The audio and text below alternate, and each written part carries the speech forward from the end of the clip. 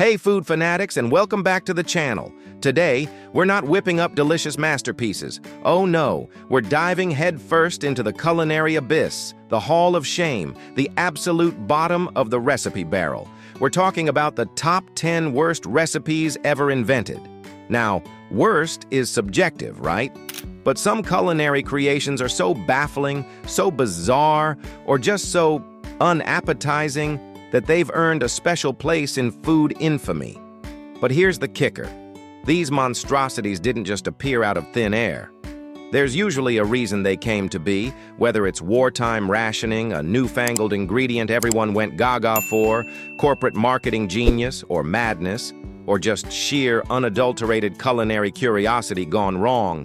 So grab a strong cup of coffee, or maybe something stronger, because you're going to need it. Let's count down the top 10 worst recipes ever invented and find out why they even exist. Number 10. The era of indiscriminate Jell-O. Molding, kicking off our list, is not a single recipe, but an entire era of culinary, let's call them experiments. I'm talking about the mid-20th century's obsession with putting everything in Jell-O, and I mean everything. Behold, jellied bouillon with frankfurters. Yes, hot dogs suspended in beef-flavored gelatin, often alongside hard-boiled eggs and celery, arranged in an eye-pleasing design. Source 1.1. Or how about a lovely tuna mold, perhaps with some pimento-stuffed olives winking at you from within its shimmering depths? Source 6.1. And let's not forget the elegant aspic glazed lamb loaf. Source 6.1. Why did it exist? Novelty and technology.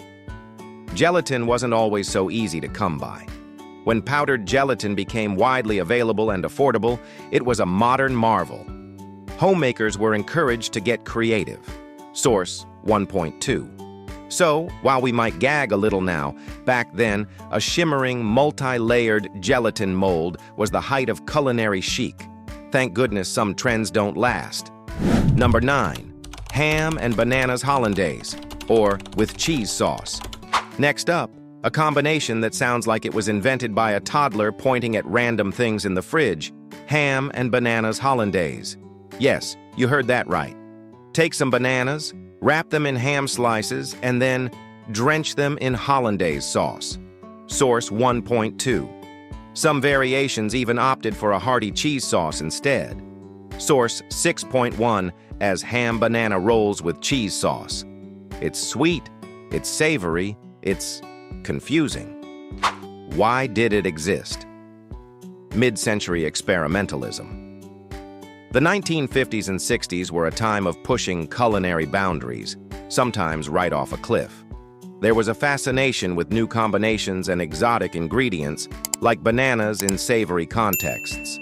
Whatever the reason, ham and bananas hollandaise remains a potent reminder that not all culinary experiments are successful. Number 8. Spam-tastic nightmares, e.g. Fiesta Peach Spam Loaf. Ah, Spam. That iconic canned meat product. Love it or hate it, it has a prominent place in food history.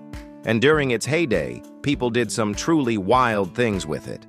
Enter abominations like the Fiesta Peach Spam Loaf.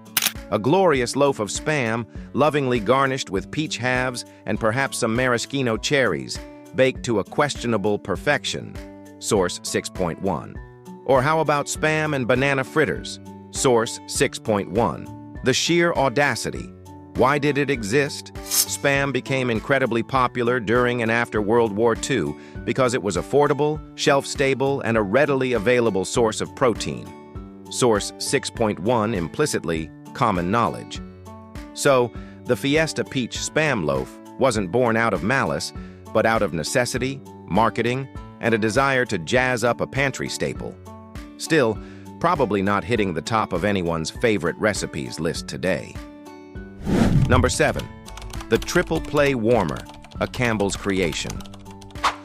Our next entry comes straight from the playbook of corporate marketing. Meet the Triple Play Warmer, a shining example from a Campbell's cookbook, Cooking with Soup.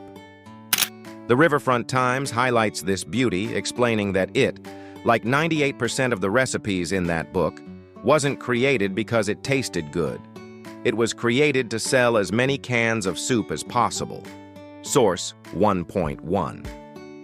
While the exact ingredients of the triple play warmer might vary, these types of recipes typically involved layering multiple cans of different Campbell's condensed soups with some meat and maybe a cracker topping to create a hearty casserole. But why did it exist? Selling soup. As stated, the primary driver was to encourage consumers to buy and use more cans of Campbell's soup. If a recipe called for 3 different types of soup, that's 3 cans sold. Source 1.1. So the triple play warmer is a monument to marketing ingenuity. Delicious? Debatable. Effective at selling soup? Absolutely. Number 6. Mock apple pie, the Ritz cracker illusion. Now for a recipe born from hardship and ingenuity. Mock apple pie, made famous for containing absolutely no apples. Its secret ingredient? Ritz crackers. That's right.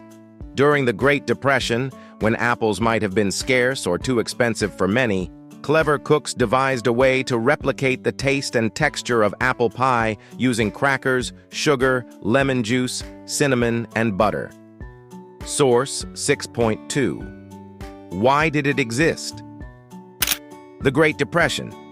This is a classic Depression-era recipe. With widespread poverty and food shortages, people had to be incredibly resourceful. Source 6.2. Mock dishes that used cheap, readily available ingredients to mimic more expensive ones were common.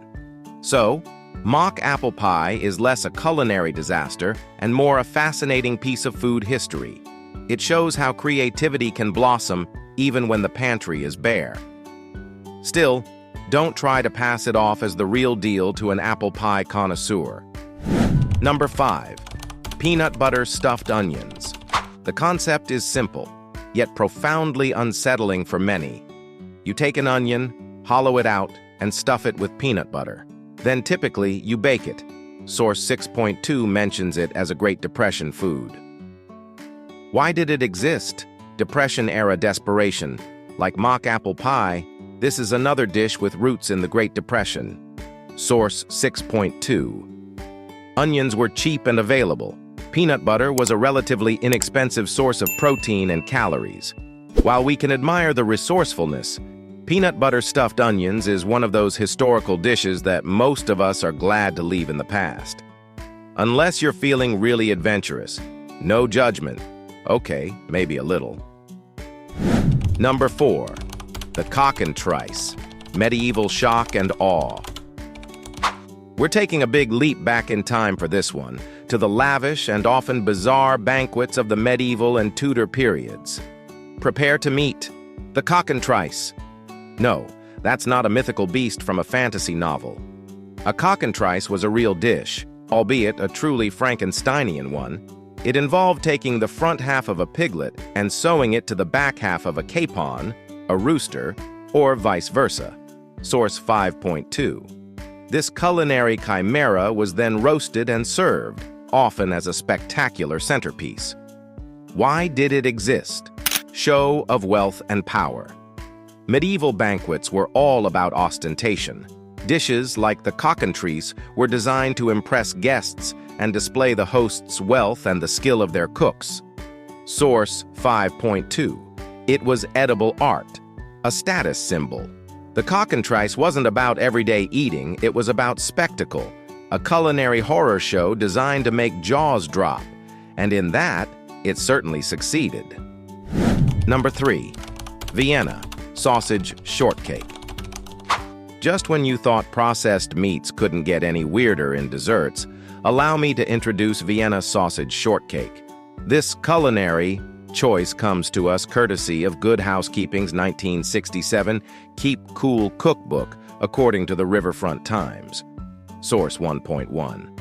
Imagine a traditional sweet shortcake, but instead of luscious strawberries and cream, you get Vienna sausages. Yes, those little canned sausages, likely nestled amongst some sort of savory or perhaps bizarrely Swedish sauce, atop a cake. Why did it exist? pushing canned goods. Similar to Spam, Vienna sausages were a popular, inexpensive canned food item. Cookbooks and magazines often featured recipes designed to promote the use of such products in new and exciting ways. Source 1.1 implies this by association with good housekeeping and processed foods. Vienna sausage shortcake stands as a stark warning. Just because you can put two foods together doesn't mean you should, especially when shortcake is involved. That's sacred ground, people. Number 2. Liver loaf and surprise casseroles. Coming in at number 2 is another category of dishes that often inspires dread. Liver loaf and its equally terrifying cousin, the surprise casserole. Liver, and offal in general, has a strong, distinctive flavor that many find overpowering. Turning it into a loaf, often with fillers and questionable seasonings, didn't always help its case. Source 6.2 mentions liver loaf from the Depression. And then there are the surprise casseroles. Source 6.3 mentions liver casserole surprise.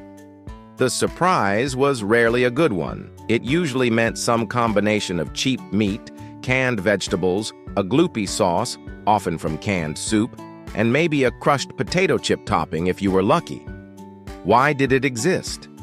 Nose-to-tail eating and frugality. Historically, and especially in times of scarcity, no part of the animal went to waste. Liver is highly nutritious and is an inexpensive source of protein. General knowledge, context of source 6.2-6.3. So, while liver loaf and surprise casseroles might make us recoil today, they represent a time of thriftiness and making the most of limited resources. The surprise, however, is often best left undiscovered. Number 1. Unholy fruit salads with mayonnaise or cream cheese. And now, the moment you've all been waiting for, or dreading. Taking the top spot on our list of worst recipes ever invented is the category of unholy fruit salads.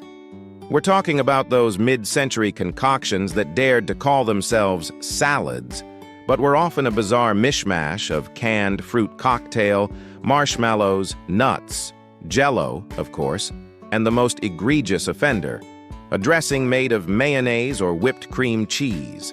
Source 1.1, 6.1. Think apricot Jell-O salad boiled with 8 pounds of sugar and whipped with cream cheese, pineapple, and pecans.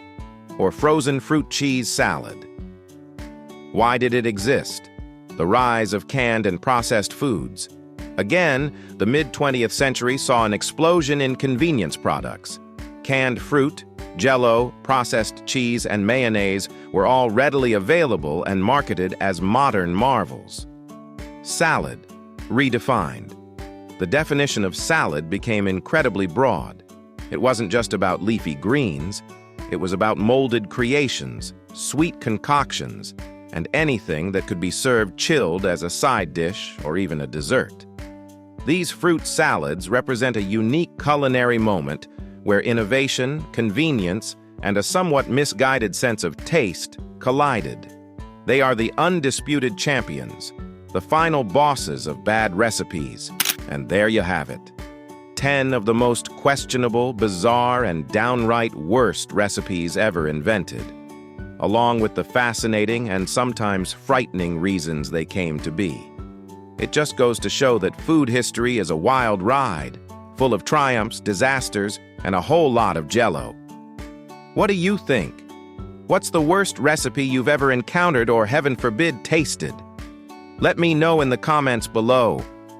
If you endured this culinary journey with me, please give this video a thumbs up, subscribe for more food adventures, and ring that notification bell.